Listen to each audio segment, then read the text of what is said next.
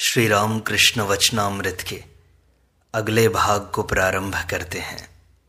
श्री राम कृष्ण भक्तों से कहते हैं कि जो लोग संसार में धर्म की रट लगाते हैं वे लोग एक बार अगर ईश्वर का आनंद पा जाएं तो उन्हें कुछ भी नहीं सुहाता। कार्यों के लिए जो दृढ़ता होती है वो भी घट जाती है। क्रमशः आनंद जितना बढ़ता जाता है उतना ही वे काम करने से थक जाते हैं, केवल उस आनंद की ही खोज में रहते हैं। कहाँ ईश्वर आनंद और कहाँ विषय आनंद और रमण आनंद। एक बार ईश्वर के आनंद का स्वाद पा जाने पर फिर मनुष्य उसी आनंद की खोज के लिए तुल जाता है, चाहे संसार रहे चाहे चला जाए। प्यास के मारे चातक की छाती फटी जाती है। सातों सागर, सारी नदियां तथा कुल तालाब पानी से भरे रहते हैं, फिर भी चातक उनका जल नहीं पीता। स्वाति की बूंदों के लिए चोंच फैलाए रहता है। स्वाति की बूंदों को छोड़ उसके लिए और सब पानी धूल है। कहते हैं दोनों ओर बचाकर चलेंगे। दुअन्नी भर शराब पीकर आदमी दोनों तरफ की रक्षा चाहे कर ले, परंतु कसकर शराब पी ले तो कैसे रक्षा हो सकेगी। ईश्वर का आनंद पा जाने पर फिर और कुछ अच्छा नहीं लगता। तब कामिनी और कांचन की बात हृदय में चोट कर जाती है। दूसरे आदमियों की और बातें तो अब अच्छी ही नहीं लगती। जब ईश्वर के लिए मनुष्य पागल होता है तब रुपया पैसा कुछ अच्छा नहीं लगता। भक्त कहता है महाराज, संसार में रहना है तो धन का भी तो संचय चाहिए ना। दान ध्यान इत्यादि संसार में लगे ही रहते हैं। श्री राम कृष्ण कहते हैं क्या पहले धन का संचय करके फिर ईश्वर? और दान ध्यान दया भी कितनी। अपनी लड़की के विवाह में हजारों रुपयों का खर्चा और पड़ोसी भूख से मरता है, उसे मुट्ठी भर अन्न देते कलेजा चिर जाता है। संसारी मनुष्य दान भी बड़े हिसाब से करते हैं। लोग खाने को नहीं पाते तो क्या हुआ, मरे या बचें, मैं और मेरे घर वाले बस अच्छे रहें, बस इतना ही। सब जीवों पर दया, उनका जवानी जमा खर्च है बस। भक्त कहते हैं संसार में अच्छे आदमी भी तो हैं महाराज। पुंडरीक विद्यानिधि चैतन्य देव के शिष्य थे, ये संसार में ही तो थे। श्री राम कृष्ण कहते हैं उसके गले तक शराब आ गई थी। अगर थोड़ी सी और पीली होती तो फिर संसार में नहीं रह सकता था। शराब जानते हो कौन सी? ईश्वर आनंद की शराब। फिर भक्त चुप हो गए। थोड़ी देर बाद श्री राम कृष्ण कहते हैं संसार में धर्म होता है, परंतु ज्ञान लाभ के पश्चात संसार में रहना चाहिए। ईश्वर को प्राप्त करके तब संसार में रहना चाहिए। तब कलंक के समुद्र में तैरते रहने पर भी कलंक देह में नहीं छू जाता। फिर वह कीच के भीतर रहने वाली मछली की तरह रह सकता है। ईश्वर लाभ के बाद जो संसार है वह विद्या का संसार है। उसमें कामिनी और कांचन का स्थान नहीं है, केवल भक्ति, भक्त और भगवान। मेरी भी स्त्री है, घर में लोटा थाली भी है, घुरू और लुच्छू को भोजन भी दे दिया जाता है। और फिर जब भी हाबी की माँ और ये लोग आते हैं तब इन लोगों के लिए भी सोचता हूं, तो इस तरह से जीवन यापन करता हूं।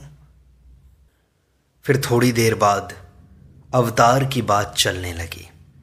तब श्री राम कृष्ण कहते हैं अनंत को लेकर क्यों माथापच्ची कर रहे हो? तुम्हें छूने के लिए क्या तुम्हारे कुल शरीर को छूना होगा? अगर गंगा स्नान करना है तो क्या हरिद्वार से गंगा सागर तक गंगा को छू जाना चाहिए? मैं मरा कि जंजाल दूर हुआ। जब तक मैं है तभी तक भेद बुद्धि रहती है। मैं के जाने पर क्या रहता है यह कोई नहीं कह सकता। मुख से यह बात नहीं कही जा सकती।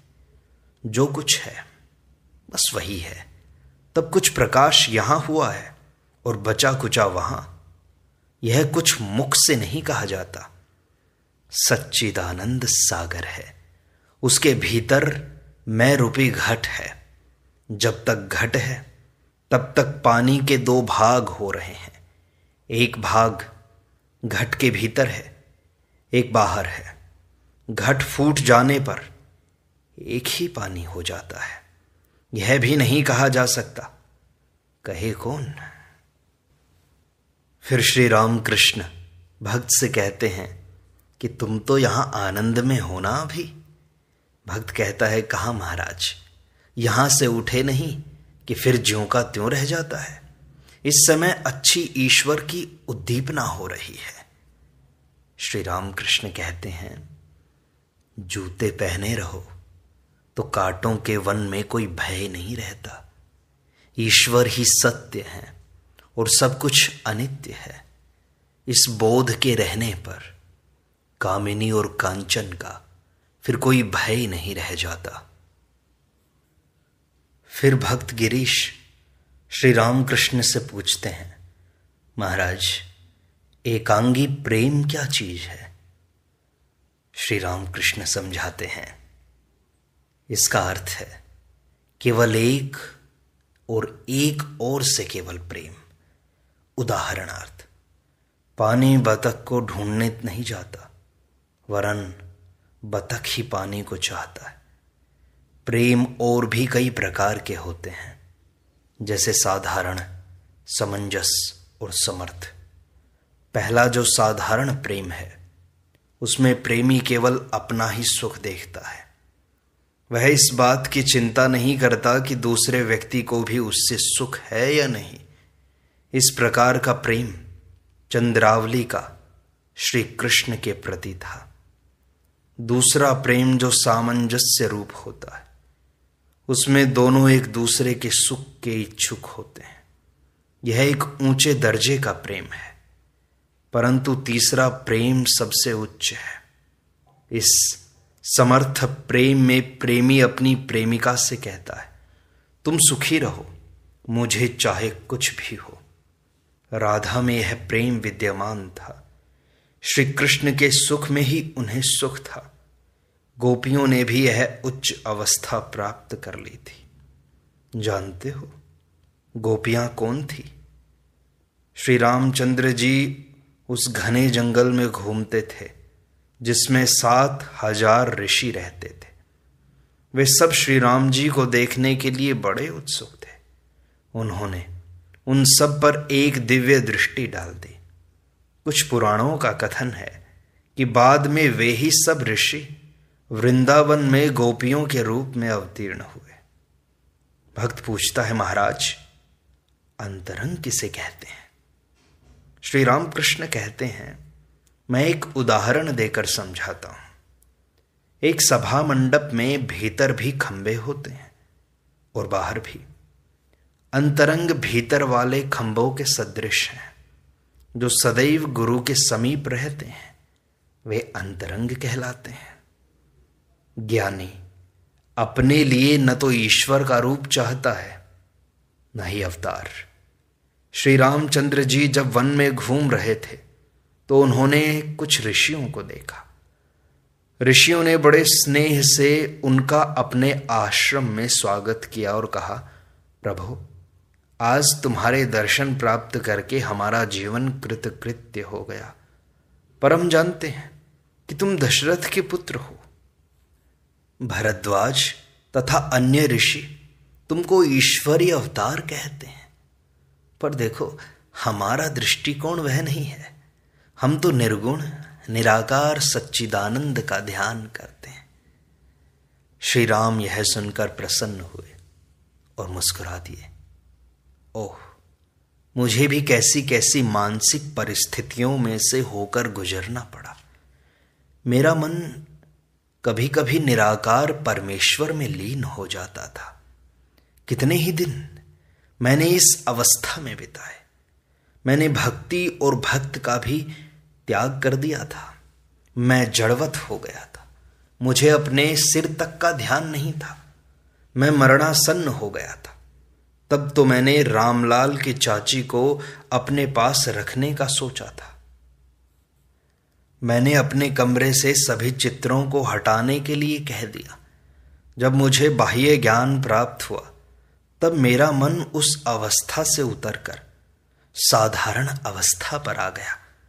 तो मुझे ऐसा अनुभव हुआ कि मानो एक डूबते हुए मनुष्य के समान मेरा दम घुट रहा हो। अंत में मैंने अपने मन से कहा, मैं तो लोगों का अपने पास रहना भी नहीं सह सकता हूं, फिर मैं जीवित कैसे रहूंगा भला। तब मेरा मन एक बार फिर भक्ति और भक्त की ओर झुक गया। मैं लोगों को यही लगातार पूछता था कि मुझे क्या हो गया है। भोलानाथ ने मुझसे कहा, आपकी इस मानसिक स्थिति का वर्णन महाभारत में है। समाधि अवस्था से उतरने के बाद फिर भला मनुष्य कैसे रह सकता है। निश्चय ही उसे ईश्वर भक्ति की आवश्यकता होती है तथा ईश्वर भक्तों का संग, नहीं तो वह अपना मन किस बात में लगाएगा। महिमाचरण श्री राम कृष्ण से कहते हैं, महाराज क्या कोई व्यक्ति समाधि की अवस्था से फिर साधारण सांसारिक अवस्था पर आ सकता है क्या? श्री राम कृष्ण महिमाचरण से धीरे से कहते हैं, मैं तुम्हें एकांत में समझाऊंगा। केवल तुम ही इस योग्य हो कि तुमसे कहा जाए। कुंवर सिंह ने भी मुझसे यही प्रश्न किया था। तुम जानते हो कि जीव और ईश्वर में बड़ा अंतर है। उपासना और तपस्या द्वारा जीव अधिक से अधिक समाधि अवस्था प्राप्त कर सकता है, पर फिर वह उस अवस्था से वापस नहीं आ सकता। परंतु जो ईश्वर का अवतार होता है वह समाधि अवस्था से नीचे उतर भी सकता है। उदाहरणार्थ, जीव उसी प्रकार का है जैसे किसी राजा के यहां एक अफसर। वह राजा के 7 मंजिला महल में अधिक से अधिक बाहर के दरबार तक जा सकता है, परंतु राजा के लड़के की पहुंच 7 मंजिलों तक होती है और वह बाहर भी जा सकता है। यह बात प्रत्येक आदमी कहता है कि समाधि की अवस्था से फिर कोई लौट नहीं सकता। अगर ऐसी बात है तो शंकर तथा रामानुज जैसे महात्माओं के बारे में तुम कहोगे क्या? उन्होंने विद्या का मैं रख लिया था। महिमाचरण कहते हैं, हाँ यह बात सचमुच ठीक है, नहीं तो वे इतने बड़े ग्रंथ कैसे लिख सकते थे। श्री राम कृष्ण कहते हैं, और देखो प्रहलाद, नारद तथा हनुमान जैसे ऋषियों के उदाहरण भी हैं। उन्होंने भी समाधि प्राप्त कर लेने के बाद भक्ति रखी थी। महिमाचरण कहते हैं, हाँ महाराज ये बात भी ठीक है। श्री राम कृष्ण कहते हैं, बहुत से लोग ऐसे होते हैं कि वे दार्शनिक वाद विवाद में ही पड़े रहते हैं और अपने को बहुत बड़ा समझते हैं। शायद वे थोड़ा बहुत वेदांत भी जान लेते हैं, परंतु यदि किसी मनुष्य में सच्चा ज्ञान है तो उसमें अहंकार नहीं हो सकता। अर्थात समाधि अवस्था में यदि मनुष्य ईश्वर से एक रूप हो जाए तो उसमें अहंकार नहीं रह जाता। समाधि के बिना सच्चा ज्ञान असंभव है। समाधि में मनुष्य ईश्वर से एक हो जाता है, फिर उसमें अहंकार नहीं रह जाता। जानते हो यह किस प्रकार से होता है?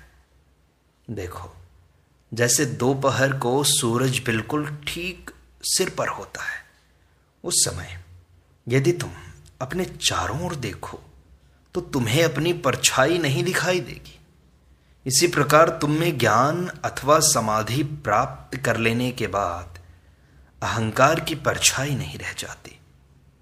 परंतु यदि तुम किसी में सत्य ज्ञान प्राप्ति के बाद भी अहंकार का भास देखो तो समझ लो कि कि या तो यह विद्या का मैं है, अथवा भक्ति का मैं, अथवा दास मैं, वह अविद्या का मैं नहीं होता। फिर यह भी समझ लो कि ज्ञान और भक्ति दोनों समानांतर मार्ग हैं। इनमें से तुम किसी का भी अनुसरण करो, अंत में पहुंचोगे ईश्वर पर ही। ज्ञानी ईश्वर को एक दृष्टि से देखता है और भक्त दूसरी से। ज्ञानी का ईश्वर तेजोमय है और भक्त का ईश्वर रसमय है।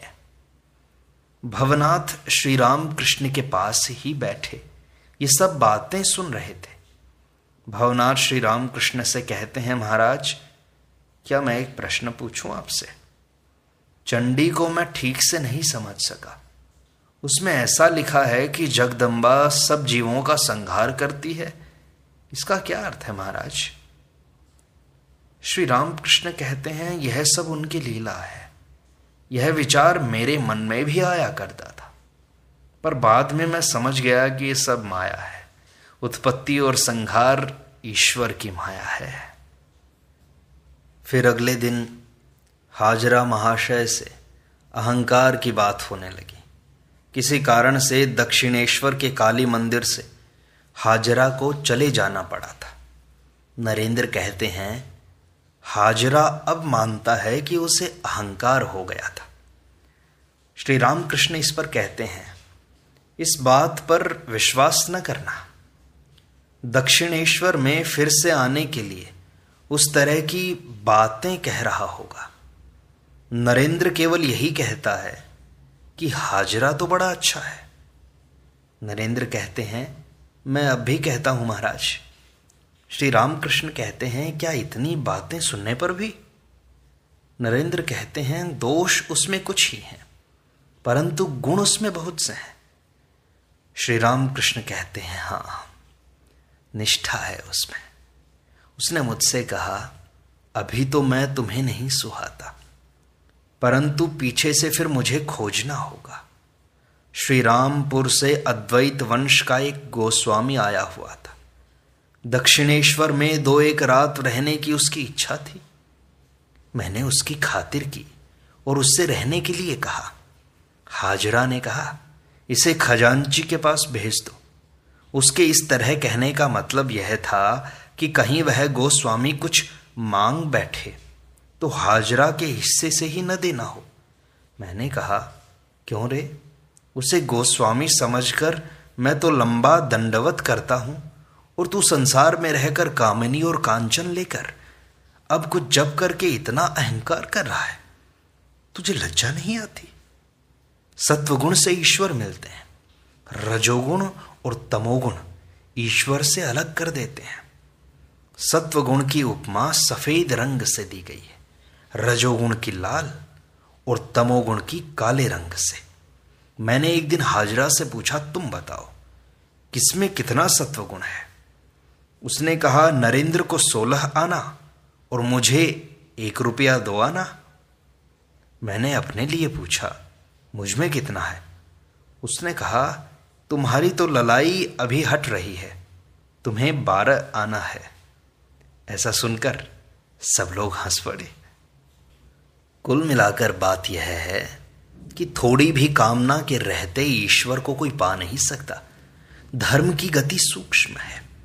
सुई के छेद में सूत डाल रहे हो, परंतु अगर जरा भी सूत उकसा हुआ हो तो छेद के भीतर कदापि नहीं जा सकता।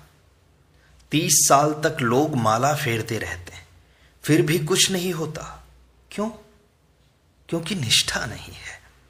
विषैले घाव होने पर कंडे की आग से सेका जाता है, साधारण दवा से आराम नहीं होता। कामना के रहते हुए चाहे जितनी साधना कर लो, सिद्धि नहीं मिल सकती। परंतु एक बात है, ईश्वर की कृपा होने पर, उनकी दया होने पर एक क्षण में ही सिद्धि मिलती है। जैसे 1000 साल का अंधेरा कमरा एकाएक अगर कोई दिया जला देता है तो क्षण भर में वह कमरा प्रकाशित हो जाता है। जैसे गरीब का लड़का बड़े आदमी की दृष्टि में पड़ गया हो, उसके साथ उसने अपनी लड़की का विवाह कर दिया। एक साथ ही गाड़ी घोड़े दास दासी, माल, घर द्वार सब कुछ उसका हो गया। एक भक्त पूछता है, महाराज ये कृपा किस तरह हो कि भगवान की? श्री रामकृष्ण कहते हैं, ईश्वर बाल स्वभाव है। जैसे कोई लड़का अपनी धोती के पल्ले में रत्न भरे बैठा हो। कितने ही आदमी रास्ते से चले जा रहे हैं, उससे बहुतेरे रत्न मांग रहे हैं, परंतु वह कपड़े में हाथ डाले हुए कहता है, नहीं मैं तो न दूंगा। पर किसी एक ने चाहा ही नहीं, अपने रास्ते चला जा रहा है। उसके पीछे दौड़कर उसने उसकी स्वयं खुशामद करके उसे सारे रत्न दे दिए। त्याग के बिना ईश्वर नहीं मिलते। कामना का त्याग करो। मेरी बात कौन लेता है? मैं आदमी खोज रहा हूं, अपने भाव का आदमी, जिसे अच्छा भक्त देखता हूं उसके लिए सोचता हूं वह शायद मेरा भाव ले सके। फिर देखता हूं वह एक दूसरे ढंग का हो जाता है। एक भूत अपना साथी खोज रहा था। शनिवार या मंगल को अपघात मृत्यु होने पर भूत होता है। भूत जब कभी देखता था कि शनिवार या मंगल को उसी तरह किसी की मृत्यु होने वाली है, तब उसके पास दौड़ जाता था। सोचता था अब मुझे एक साथी मिला, परंतु वह उसके पास गया नहीं कि वह आदमी उठकर बैठ जाता था। छत से गिरकर कोई बेहोश हुआ कि फिर से होश में आ जाता था। वो मरा नहीं था।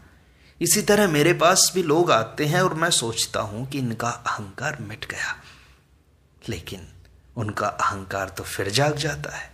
फिर कोई ना कोई कामना उनके अंदर जाग जाती है। पूरा त्याग, पूरा समर्पण नहीं हो पाता। इसलिए मैं ढूंढ रहा हूं कोई मेरा भाव, पूरा ज्ञान ले ले। इस प्रकार श्री रामकृष्ण वचनामृत का यह भाग संपूर्णता को प्राप्त होता है। शेष अगले अंक में।